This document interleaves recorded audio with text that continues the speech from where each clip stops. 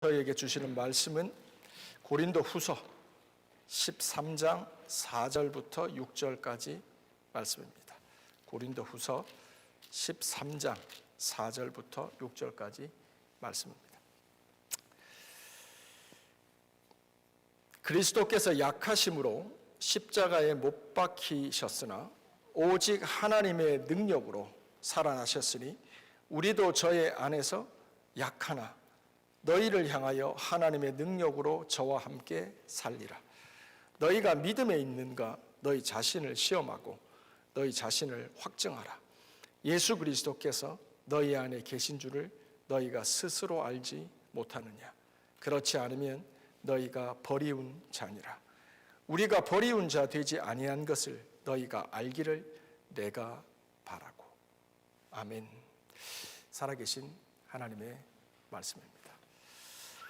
자, 오늘 고린도 후서 마지막 설교입니다, 여러분들. 그 고린도 전서를 지나고 고린도 후서를 이제 마무리하면서 제가 우리 열방고 한국에 있는 우리 공동체가 됐던 여기 남아있는 우리 지체들이 됐던 고린도 전후서를 좀 이렇게 필사해 보시기를 좀 부탁을 드렸습니다. 그래서 하나님이 주셨던 그 말씀들을 좀 정리해 보고 또 우리 마음에 새기는 그런 시간이 되었으면 좋겠습니다. 자, 오늘 우리 은진이 규남이가 왔는데요. 그렇죠. 이제 결혼하고 왔습니다. 우리 청년부에 있다가 이제 담임 목사도 모르는 연애를 시작해서 열매를 맺고 또 이렇게 귀국했다가 다시 돌아왔습니다. 오늘은 설교를 시작함에 있어서 두 가지 에피소드를 얘기하면서 시작하려고 합니다. 첫 번째는 결혼과 관련이 되어 있는데요. 고대 이스라엘은 결혼의 문화가 있습니다. 우리 한국하고도 좀 비슷한데요. 뭐냐면 이스라엘은 남녀가 사랑하게 되면 이제 결혼해야 되겠다는 생각이 들지 않습니까? 그러면 약혼을 합니다. 약혼을 하게 되면 이제 법적으로 고대 이스라엘에서는 거의 부부가 되는 겁니다. 그리고 이제 약혼을 하면 한 1년 정도 이 약혼의 시간을 가집니다. 그래서 신랑은 집을 준비하고 아내는 결혼할 예복과 예물을 준비한다고 합니다. 그리고 1년 정도의 이 약혼의 시간이 지나면 신랑의 집에서 이제 결혼식이 이루어집니다. 그래서 아빠가 신부의 아버지가 딸의 손을 잡고 가서 신랑의 집에 가서 딸을 넘겨주면 이제 결혼식이 이루어지고 일주일 동안 이스라엘에서는 결혼식이 있은 다음에 법적으로 이제 부부가 된다고 하죠. 그런데 말씀드린 것처럼 약혼을 하고 결혼할 때까지 1년의 시간이 있습니다. 이 기간 동안 만약 그렇지 않겠지만 신부나 신랑이 다른 남자를 좋아하거나 다른 애인이 생기거나 간음을 하거나 하게 되면 이 약혼은 파혼이 됩니다. 그래서 약혼은 했지만 결혼에 이르지 못하는 일이 발생합니다. 그래서 성경에 보면 하나님께서 이스라엘이 하나님에 대한 믿음을 얘기할 때 이 이스라엘의 결혼을 비유로 듭니다. 너희가 거듭나서 하나님의 백성이 되었어? 이제는 너희가 나의 백성이 되고 거룩한 제사장이 되고 너희는 나의 소유된 백성이 될 거야. 이제 너희는 약혼한 자와 같아. 그러나 너희가 경건에 이르기를 연습하고 그리스도의 신부로서 주님 다시 오실 그날까지 한눈 팔지 말고 다른 멋진 남자, 다른 예쁜 여자 왔다고 마음 주지 말고 너희가 정혼한, 약혼한 그리스도의 신부인 것을 기억하고 주님 다시 오실 때까지 오직 그 마음을 그리스도께로 정하고 깨끗하고 정결하게 살아라. 이렇게 예수님께서 얘기를 하시죠. 그래서 거듭난 모든 성도들은 다시 오실 예수님과 성경에서 얘기하는 마지막 어린 양의 혼인잔치 때 결혼식을 올린다고 성경은 얘기합니다. 그래서 이스라엘 백성들은 결혼을 몇 번 한다? 2번 한다라고 그래서 얘기하는 거예요. 약혼과 결혼. 그리고 이 사이에 1년 동안 이 결혼을 준비하는 시간을 가지는 거죠.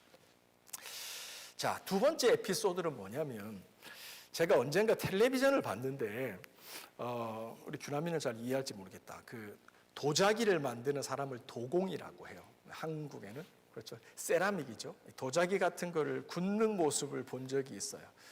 그 과정을 요약하면 7가지 정도가 돼요. 첫 번째가 뭐냐면 물레 알죠? 이렇게 발로 해서 이렇게 판때기를 돌려요. 그러니까 진흙을 가지고 이제 진흙을 반죽합니다. 클레이를 반죽합니다. 근데 이때 중요한 게 뭐냐면 흙 안에 공기가 들어가 있거든요. 근데 이 공기가 안에 도자기 안에 있으면 나중에 모양이 빠개져요. 그래서 그 공기가 없어지도록 반죽을 계속 하는 거죠. 그래서 어느 정도 흙 안에 있는 공기가 없어질 때까지 반죽이 되면 이제 물레 위에 올려놓고 발로 돌리면서 이제 모양을, 여러분 그거 아시죠? 뭐지? 영화 이름이 생각이 안 나네.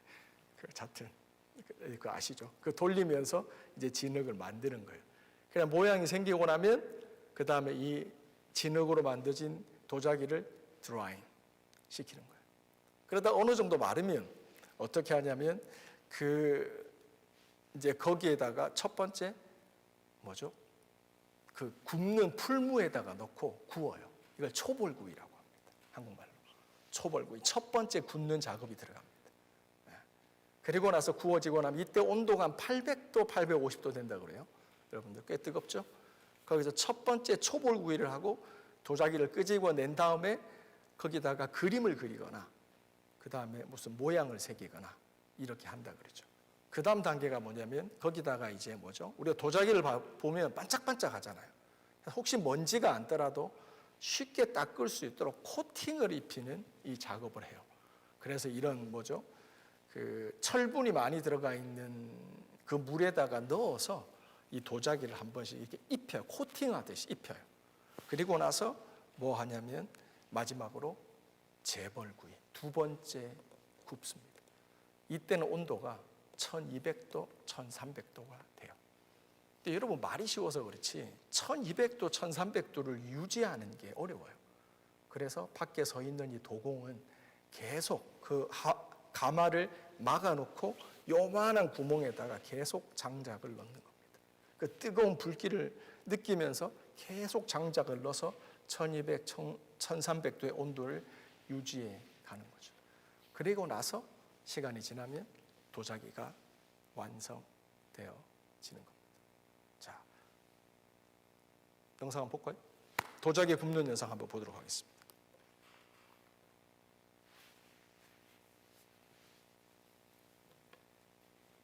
소리.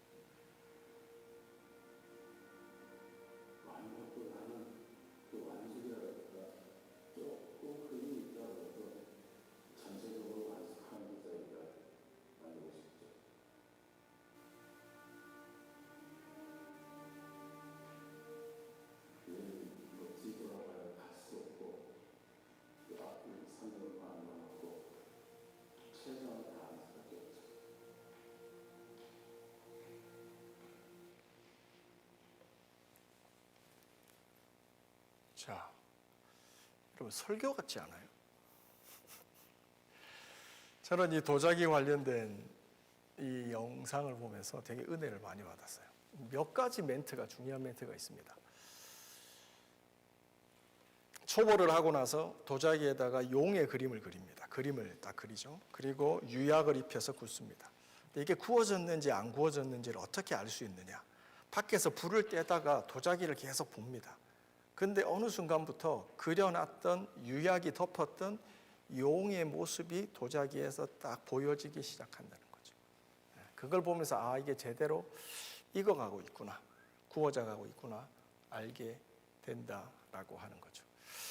제가 오늘 두 가지 에피소드로 설교를 시작했는데요. 이스라엘의 결혼은 두 번이다. 약혼과 결혼이다. 도자기를 굽는 데 있어서 초벌이 있고 재벌이 있다. 첫 번째 굽고 그 다음에 그림을 그리고 문약을 입혀서 그 다음에 다시 온도를 올려서 1300도에서 1200도에서 그 도자기를 굽는 것이다 라고 하는 거죠. 사랑하는 성도 여러분, 오늘 우리가 읽었던 고린도 후서, 이제 끝나는 고린도 교회, 하나님께서는 이 땅에 교회를 세워갈 때 결혼을 하듯 도자기를 구워가듯 하나님은 그렇게 교회와 성도들을 세워간다는 거예요. 우리가 한번 수련회나 은혜 받는 자리에 가서 은혜를 받으면 그것으로 끝나는 게 아닙니다. 어쩌면 그것이 하나님과의 약혼이고 초벌입니다. 한번 하나님의 홀리 파이어, 그 은혜에 내가 구워져서 내 죄와 나의 육체와 욕심은 타버리고 이제는 하나님의 목적을 향한 질그릇으로 구워지고 하나님이 내 인생 위에 그림을 그려나가시고 이제는 내 인생 위에 조각을, 음각을, 양각을 해나가시는 하나님의 문양과 그림이 입혀지는 그 삶이 시작되어진다 이 말이죠. 그런데 더 중요한 건 뭐냐면 그것이 끝이 아니라 한 번 더 구워지는 재벌의 과정, 그야말로 결혼이라고 하는 마지막 순서가 남아있는 그 여정, 그 전이가 우리들의 신앙과 같다라고 하는 거예요. 그러면서 사도 바울은 이런 전체적인 에피소드와 이미지를 가지고 오늘 고린도 후서를 마무리하면서 고린도 교회 성도들에게, 우리들에게, 이 교회들에게 부탁하는 바가 있습니다. 제가 읽어드립니다. 고린도 후서 13장 5절 말씀입니다. 너희가 믿음에 있는가? 너희 자신을 시험하고 너희 자신을 확정하라. 예수 그리스도께서 너희 안에 계신 줄을 너희가 스스로 알지 못하느냐? 그렇지 않으면 너희는 버리운 자니라. 아멘. 말씀드린 것처럼 도자기에 초벌을 하면 첫 번째 굽습니다. 그리고 그림을 그립니다. 용을 그리던 꽃을 그리던, 그리고 약을 입힙니다. 그리고 마지막에 굽습니다. 근데 한참을 구워도 이제는 그림이 보일 때가 됐는데 용이 보일 때가 됐는데 그런데 시간은 가고 온도는 올라가는데 보이지 않는 겁니다. 그럼 이 도자기는 뭐죠? 실패한 겁니다. 그래서 도공은 아깝지만 그 노력한 수많은 시간이 있지만 그것을 깨어버립니다. 사도 고린도 후서 13장 15절의 이 말씀은 우리에게 도자기를 굽는 듯한, 뭔가 이스라엘의 남자와 여자가 결혼하는 듯한 그 이미지를 우리에게 정확하게 띄우고 연상시키고 있다는 거죠. 너희는 믿음에 있는가? 너희 자신을 시험하고 너희 자신을 확정하라. 예수 그리스도께서 너희 안에 계신 줄을 너희가 알지 못하느냐? 그것이 보여지지 않으면, 이제는 나타나지 않으면 너희는 버리움 바 된 것이다 라는 것. 여기서 이제 한 가지 중요하게 나누고 싶을 게 확증하다. 우리 5절 중간쯤에 있는 너희가 믿음에 있는가 너희 자신을 확증하라 라고 하는 말이 나오죠. 이게 사실은 중요해요. 이 단어가 오늘 본문에서 고린도후서를 향한 사도 바울의 결론에서 제일 중요한 겁니다. 확증하다. 이게 헬라어로 도키마조라는 단어입니다.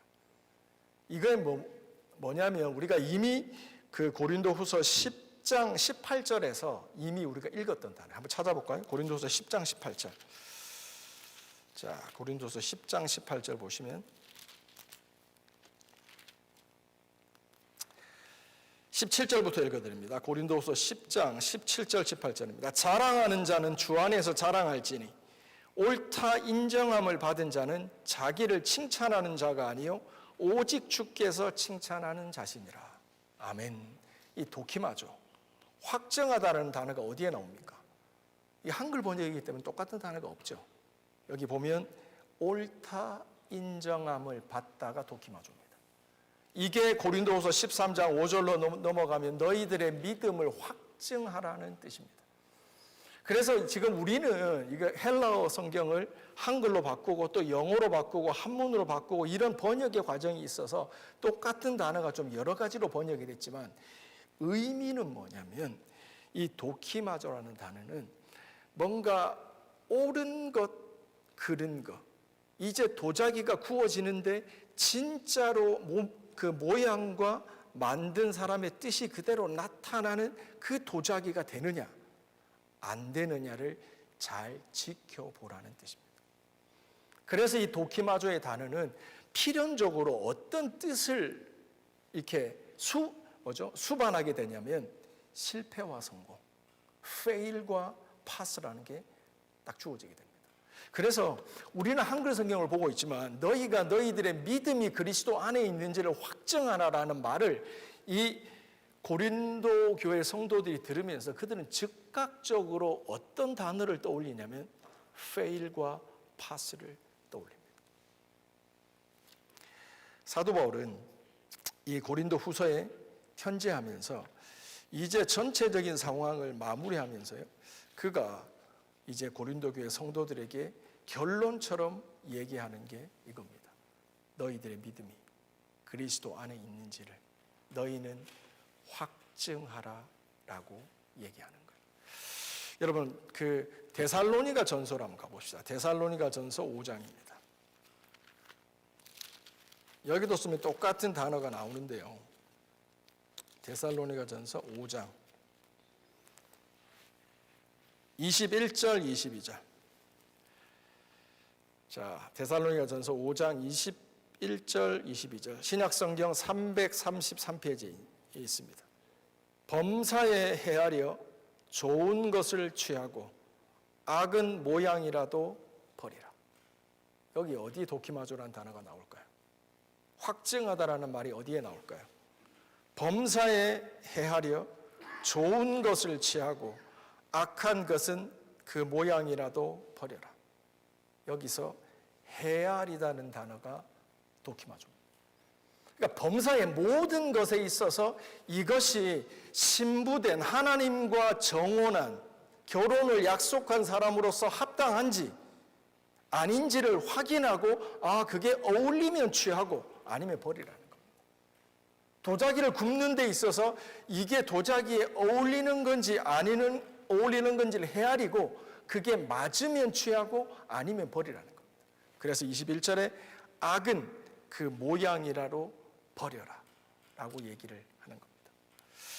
말씀드린 것처럼 여러분 우리가 이제 신앙생활을 하면서 하나님의 은혜와 사랑 우리가 거듭나서 하나님의 주신 은혜와 사랑을 누리고 우리들의 삶에서 하나님이 맺으시는 아주 아름다운 러브 스토리가 진행되어져 갑니다. 그거를 계속 바라만 보고 느끼며 가는 게 너무 기쁘고 즐거운 여정이 되어져 가는 거죠. 그런데 우리들의 삶에 하나님이 이렇게 훅 치고 들어오실 때가 있어요. 역사하실 때가 있어요. 그게 뭐냐면 내가 하나님과 결혼을 약속한 신부인데 다른 남자를 좋아하게 되는 거죠. 내가 하나님과 결혼하기로 한 신부인데, 약혼한 사람인데 아직 결혼 날짜가 8개월이나 남았는데 내 마음속에 다른들 더 사랑하는 마음이 훅 들어오는 거죠. 그래서 하나님은 이런 걸 보실 때 어떡할까요? 그렇지, 아직 결혼식이 8개월 남았으니까 그래, 한번 사귀다 와봐, 이렇게 하지 않습니다. 출애굽기 34장은 하나님을 어떤 하나님이라고 얘기하죠? 나 여호와는 질투하는 하나님이라고 그러십니다. 하나님은 우리의 신랑이 되시고, 교회는, 그 교회의 몸된 성도들은 하나님의 신부가 되기 때문에, 우리가 하나님과 약혼한 하나님의 거룩한 신부가 하나님 외에 다른 것들을 사랑하고 하나님보다 더 딴 곳으로 쏠려갈 때 하나님은 질투가 발동하십니다. 그래서 어떻게 해요? 우리들의 삶에 훅 들어오십니다. 그래서 우리들을 어떻게 해요? 하나님의 신부답게 바꿔 가시는 거예요. 제가 지난주 목요일인가요? 크리스피 크리미에 누구를 만나기 위해서 잠시 갔었어요. 그래서 이제 거기서 이제 기다리면서 이제 제가 주일 설교 준비를 하고 있는데, 우리 규남이는 알 텐데, 우리 수지라고, 제가 순복음교회에 있을 때 이제 제자 중에 한 명이에요. 저렇게 이제 결혼해서 지금 잘 살고 있어요. 그 친구를 오랜만에 거기서 딱 만나는 거예요. 그래서 얼굴이 좀 피곤해 보이길래, 너 요새 뭐 힘든 일 있니? 이랬더니 걔가 농담 반 진담 반으로 툭 저기 하는 말이 뭐냐면, 고난이 유익하죠. 고난도 하나님의 방법이죠. 이게 첫인사인 거예요. 너 얼굴이 좀 힘들어 보이는데 괜찮니? 라고 했더니, 고난도 유익하죠. 고난도 하나님의 방법이죠. 이게 첫인사였어요. 옛날에는 제가 중고등부 있을 때 얘가 12학년, 13학년 애기처럼 봤는데, 이제 결혼해서 이제 아직 엄마는 되지 못했지만 뭔가 이 말을 들으면서 얘가 컸구나, 하나님의 방법을 아는구나 라고 하면서 마음이 흐뭇했어요.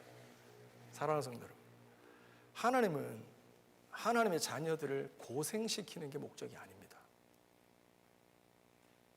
믿으세요? 아멘. 아버지의 뜻은 자녀를 고생시키는 게 목적이 아니에요.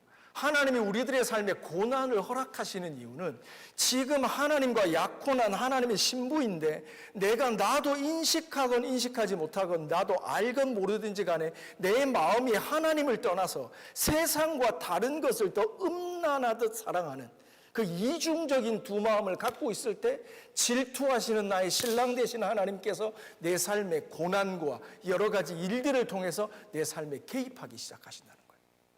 그래서 나를 어떻게 해요? 하나님의 거룩한 신부답게 회복시키시는 거예요. 목사님, 제 삶에는 그런 게 한 번도 없는데요. 하나님의 질투라고 할 만한 고난, 하나님의 질투라고 할 만한 개입이 없는데요. 심각한 겁니다. 하나님의 질투의 역사가 있기 때문에 이 신부는 부족하지만 결국 하나님하고 혼인할 수 있는 그 믿음의 교회, 믿음의 성도로 세워져 가는 거라, 이 말이에요. 여러분, 아까 도자기 영상에서 뭐 다른 데서 포인트를 가진 분도 있겠지만, 또 제가 굉장히 메시지로 받았던 게 뭐냐면, 완벽한 도자기를 굽는 게 아닙니다. 완숙한 도자기. 이것이 성경의 표현으로 말하면 완벽이 아니라 온전이라고 하는 거예요. 온전의 뜻은 뭐냐면, 조금 흠이 있어도, 부족함이 있어도 그게 문제가 되지 않는다는 거예요. 세상은 완벽한 걸 원해요. 각이 딱 맞죠. 뭔가 되어진 대로 완벽해야 되는 걸 세상은 추구할지 몰라도, 하나님은 하나님의 신부된 교회, 하나님의 자녀된 성도들에게 완벽을 원하시지 않는다는 거예요. 완숙, 온전함을 원하신다, 이 말이죠. 자, 이렇게 하나님의 우리가 하나님의 질투라는 표현을 딱 쓰면 성경에 분명히 그렇게, 우리 출애굽기 한번 가볼까요? 출애굽기 34장. 자, 우리 김선희 집사님, 출애굽기 34장 14절. 이런 표현을 딱 들으면 조금 오해하기 쉬운데, 출애굽기 34장 14절입니다. 우리 김선희 집사님 읽어주시기 바랍니다. 구약성경 136페이지입니다. 잠시만요. 출애굽기 34장 14절 죄송합니다. 출애굽기 34장 14절.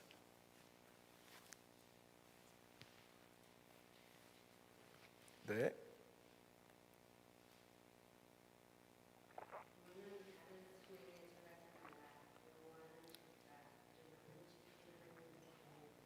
아멘. 너는 다른 신에게 절하지 마라. 여호와는 질투라 이름하는 질투의 하나님이라. 우리가요, 이것도 역시 번역에서 오는 오해일 수 있는데, 질투라고 하면 여러분들 이게 여성틱한, 일반적으로 얘기해서 여성이 무언가에 대해서 시기하는 마음을 떠올립니다. 그렇죠? 물론 남자도 시기를 합니다. 그러니까 무언가에 대해서 시기하는 마음을 질투라고 얘기를 하죠. 이 하나님께서 자신을 질투의 하나님이라고 얘기하시는 거는요, 뭐가 전제가 있냐면 너희와 내가 뭐하다? 약혼한 관계라는 게 전제가 되어 있는 겁니다. 하나님과 상관이 없으면 질투를 안 합니다. 근데 너는 나와 약혼을 했잖아. 1년 뒤면 나와 결혼을 해야 되잖아. 근데 어떻게 다른 신에게 가서 절을 해? 어떻게 다른 남자를 더 좋아할 수가 있어? 다른 여자를 생각할 수가 있어? 이 말을 하시는 거예요.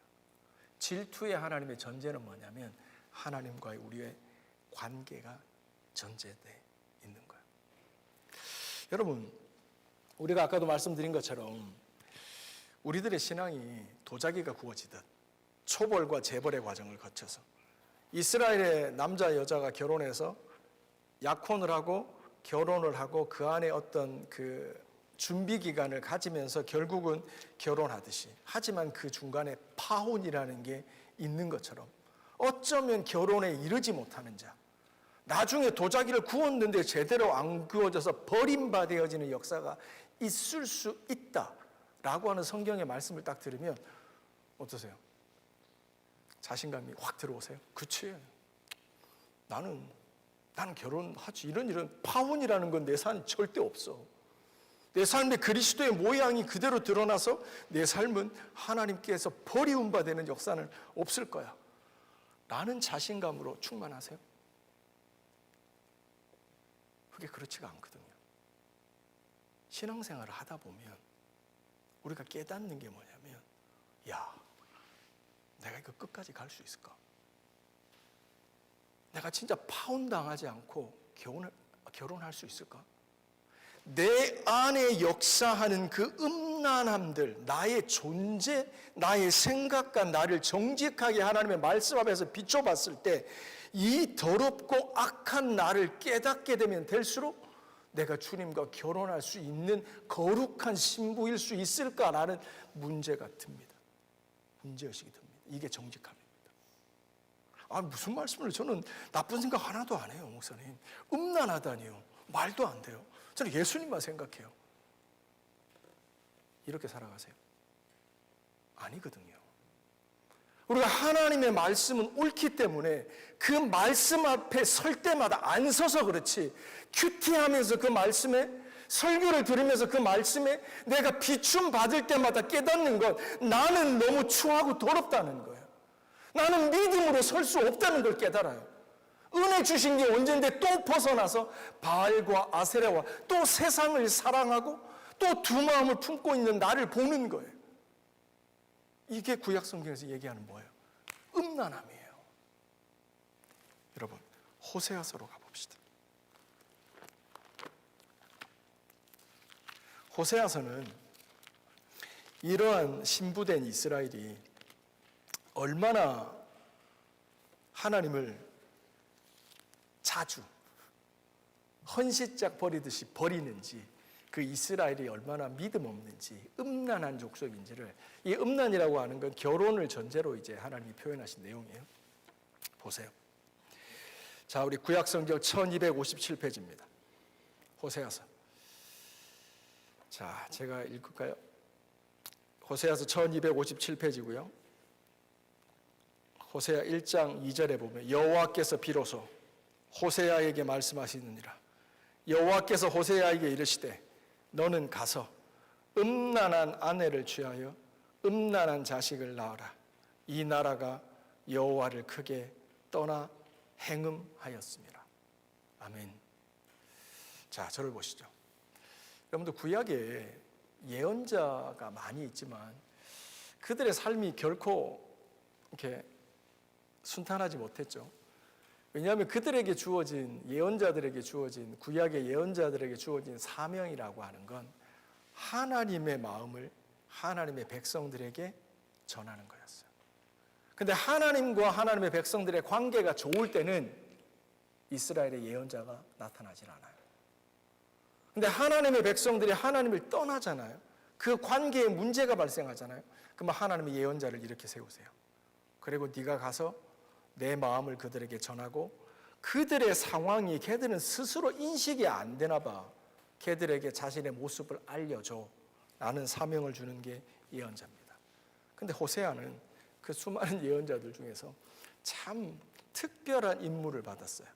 그게 뭐냐면 이스라엘이 자꾸 간음하니까 하나님 외에 바알을 섬기고 아세라를 섬기고 우상을 섬기고 돈 좀 된다고 하니까 십자가 던져놓고 세상으로 달려가니까 그들의 모습을 객관적으로 보여주시기 위해서 하나님께서 시청과 교육을 시작하시는 거예요. 그 시청과 교육에 선택받은 사람이 누구다? 호세아인 거예요. 그래서 그에게 결혼을 명령하시는 거예요. 그런데 아름답고 믿음 좋고 조숙한 아내를 만나서 결혼하라는 게 아니에요. 누구를 만나라고요? 음란한 여자를 만나서 결혼하라는 거예요. 그리고 네 자식인지 아닌지도 모르는 음란한 자식을 낳아서 가정을 꾸리라는 거예요. 이게 무슨 말씀이에요? 하나님이 이스라엘 백성에게 그들이 얼마나 하나님 앞에서 영적으로 음란한지를 보여주시기 위해서 이 호세아의 삶을, 결혼을 그렇게 이끌어 가셨다는 거예요. 그러면서 이어집니다, 여러분들. 뒤에 내용이 호세아에 쭉 이어지지만 10장으로 한번 가보십시오. 11장, 호세아 11장에 가시면 11장 1절부터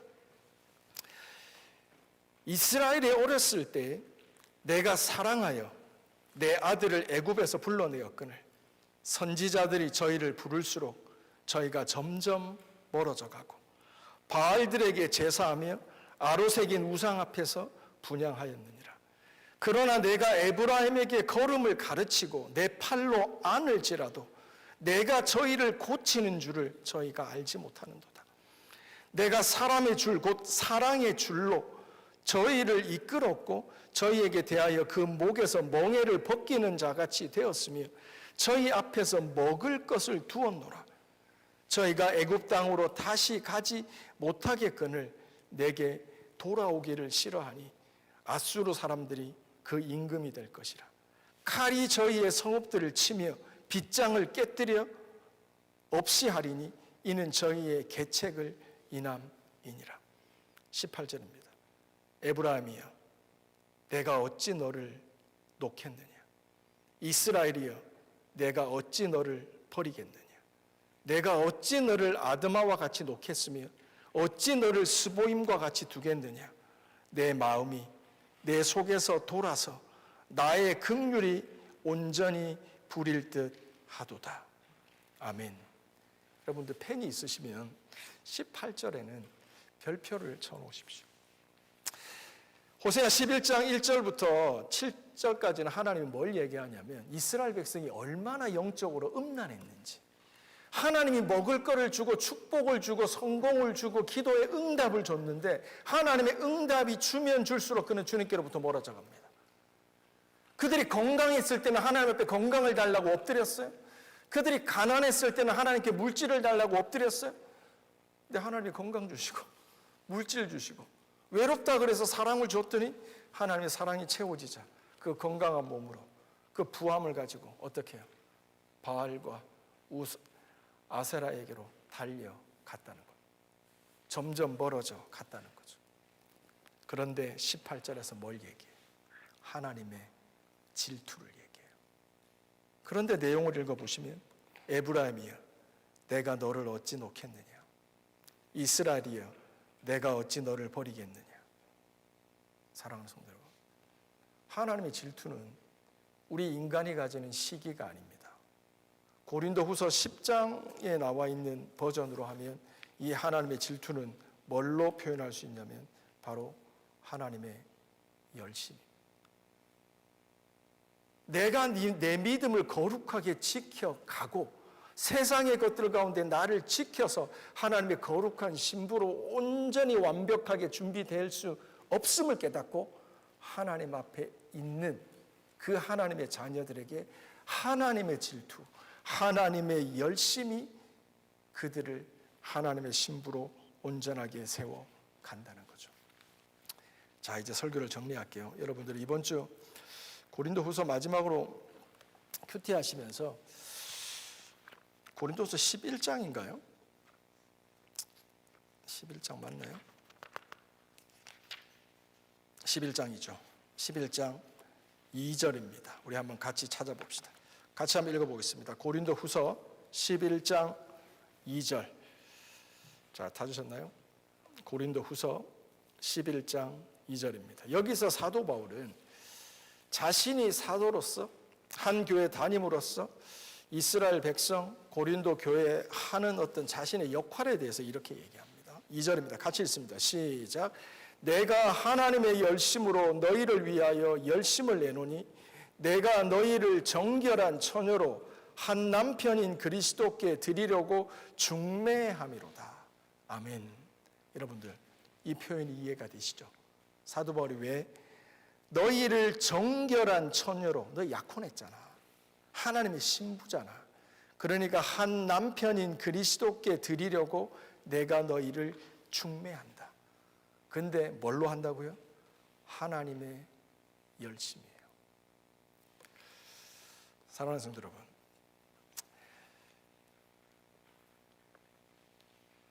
우리가 아까 도자기를 굽는 모습을 봤지만 도자기 입장에서 한번 생각해 봅시다. 어느 날 나를 빚어요. 그리고 800도가 되는 곳에서 나를 넣어요. 그래서 내가 인내하고 오래 참으면서 나의 모양이 이루어질 때까지 견뎠습니다. 그랬더니 이 도공이 내 위에다가 그림을 그리고 문양을 입혀가기 시작해요. 아팠지만 참고 견뎠습니다. 왜냐하면 믿음은 인내니까요. 오래 참음이니까요. 끝난 줄 알았더니 갑자기 무슨 하얀 액체에다가 나를 담궈서 굴립니다. 코팅을 시키는 것 같은 답답함으로 내 삶을 넣었다 뺐다 합니다. 그렇다가 이전보다 더 뜨거운 1200도에 넣더니 이제는 앞에 출구까지 막아버리고 나를 굳습니다. 뜨거워 타는 줄 알았지만 견뎠습니다. 그리고 끝내 내가 보니까 이제 도자기다운 도자기로 내가 만들어져 있는 것을 깨닫습니다. 그러면서 스스로 생각합니다. 그렇지, 내가 잘 참았지. 나의 인내로서 나의 믿음을 이룬 거야. 이 말이 맞습니까? 틀립니까? 여러분? 맞을 수도 있지만 틀릴 수도 있습니다. 왜냐하면 이 도자기의 인내가 있기 위해서는 그 가마 앞에서 지속적으로 1200도를 유지시키는 도공의 온도 조절이 있었던 겁니다. 1200도의 온도가 떨어지면 도자기로 안 구워지기 때문에 지속적으로 그 뜨거운 열기를 먹어가면서 경험해가면서 장작을, 나무 조각을 계속 넣어서 온도를 유지시키는 이 도공의 열심이 있었다는 겁니다. 이것이 하나님의 열심입니다. 사랑하는 성도 여러분, 우리가 성실하게 살고 우리가 믿음으로 살고 뭔가를 확정하고 분별하고 헤아려서 범사에 유익한 것을 취하고 거룩한 신부로 나가는 거 필요합니다. 하지만요, 그것이 결정타가 아닙니다. 우리가 하나님의 도자기로, 하나님의 사람으로, 교회로 빚어져 가서 완성되는 것은 결국 하나님의 열심입니다. 하나님이 이루시는 것. 자, 우리 이 시간 하나님이 주신 말씀 기록하고 기도하는 시간 가집니다. 이 시간 주보 안에 보시면 여러분들 약간의 공간이 있습니다. 여러분들 기도하시면서 오늘 하나님께서 내게 주시는 말씀 이 시간 기록하고 묵상하는 시간 가집니다. 한 3분 정도 저희가 하나님의 말씀 기록하는 시간 가집니다.